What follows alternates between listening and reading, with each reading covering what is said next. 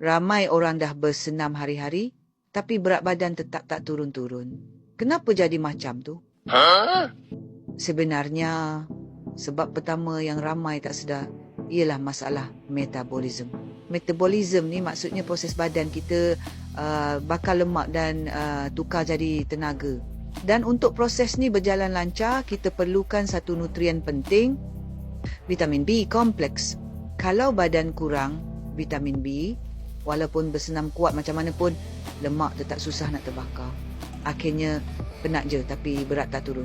Lagi satu, vitamin B ni senang sangat hilang. Contohnya masa kita masak atau basuh makanan terlalu lama.